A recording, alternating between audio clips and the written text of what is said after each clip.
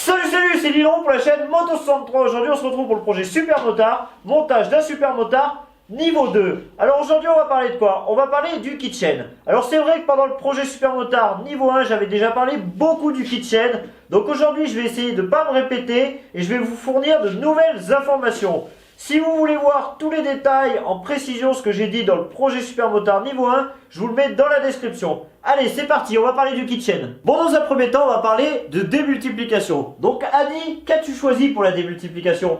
Alors pour le pignon, j'ai opté pour un 13 dents et pour la couronne 40. D'accord, donc moi j'étais en 13,38. Donc par rapport à moi, qu'as-tu gagné à mettre une couronne de 40? Par rapport à toi, simplement, de l'accélération. Ouais. Mais par contre, toi, par rapport à moi, tu auras beaucoup plus de vitesse de pointe. Tout à fait, c'est ça. C'est-à-dire que moi, je pourrai aller beaucoup plus vite sur la vitesse de pointe et lui en accélération, il me déposera beaucoup plus facilement. De toute façon, dans le projet Super Motard niveau 1, je vous avais mis un peu les correspondances 13,38, 13,40, ce que ça donnait environ. Bon, maintenant, avec Adi, on va vous parler du type de chaîne. Enfin, c'est surtout Adi qui va vous parler de chaque type de chaîne. Donc, il y a combien de types de chaînes? À ma connaissance, on a 3 types de chaînes. D'accord. Eh ben, allez, je te laisse. Alors, premier type de chaîne, on va les appeler chaînes entrée de gamme. Pourquoi? Parce que ce sont des chaînes qui ne sont pas renforcées et qui n'ont pas joint torique. Donc, attention, ceux qui veulent avoir un usage dans la terre, c'est déconseillé parce que vous allez user votre chaîne prématurément. Ce type de chaîne, on peut les trouver à environ une quarantaine d'euros sur internet. Deuxième type de chaîne, les chaînes à joint torique. Plus pour un usage cross, enduro, super motard si vous allez dans la terre. Pourquoi joint torique? C'est ce qui va venir vous faire la protection de tous les maillons de votre chaîne pour éviter cet usage prématuré. Pour le troisième type de chaîne, ce sont les chaînes renforcées à joint torique. Là, plus pour ceux qui veulent avoir une bonne chaîne qui va aller dans la durée et surtout qui envoie du gros gaz. Donc, à mon tour de traiter mon sujet, ce sera les couronnes. Donc, les couronnes, vous en avez 3 types différentes. Acier, alu et acier-alu. Donc, on va d'abord parler de l'acier. L'acier, ce qui a pas mal, c'est que ça dure vraiment dans le temps. Donc, quand c'est pour un usage routier, pour le super motard, franchement, autant prendre une acier pour le peu de gain de poids que vous aurez par rapport à l'alu. Donc, c'est vrai, maintenant, je vais vous parler un petit peu de l'alu. L'alu sera beaucoup plus léger et en enduro, comme vous passez beaucoup dans les chemins, qu'il y a beaucoup de terre, la terre se collera beaucoup moins sur la couronne. Par contre, il existe donc une troisième type de couronne, c'est la couronne acier-alu. Vous allez me dire, mais c'est bizarre un peu.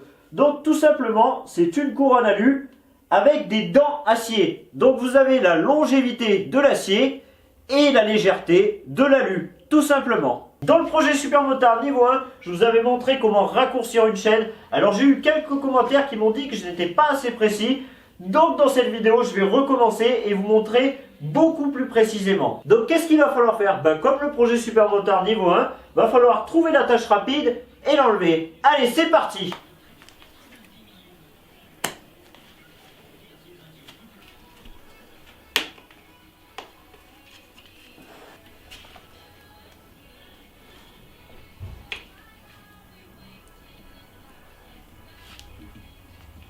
Bon là, comme dans l'épisode du projet Super Motard niveau 1, il va mettre la chaîne pour déterminer combien de maillons il va le devoir couper. Un petit conseil que j'ai déjà donné, plus vous mettez votre roue au fond, donc plus vous mettez votre tension de chaîne au fond, cela permet de pouvoir changer de couronne et de démultiplication. C'est-à-dire, si vous êtes au fond, comme là que c'est une 40, et que vous rapprochez un peu la roue, vous pourrez mettre une 42, et peut-être même une 44, il faudrait tester, avec la même longueur de chaîne, donc vous n'aurez pas des frais supplémentaires pour la chaîne. Donc Adi a déterminé où est-ce qu'il devait couper sa chaîne, ce sera ici, le maillon de l'autre côté était déjà coupé.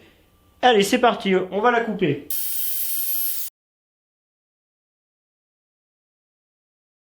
Voilà, Adi a remonté sa chaîne, il ne lui reste plus qu'à mettre la tâche rapide pour finaliser le tout.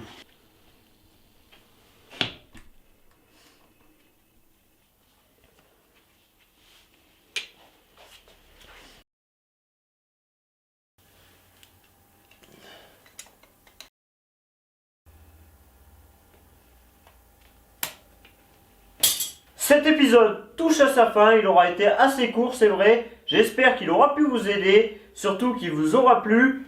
Mettez un petit like pour le travail effectué, ça fait toujours plaisir. Et puis on se retrouve au prochain épisode du projet Super Motard pour une petite présentation générale de la moto. Salut, salut!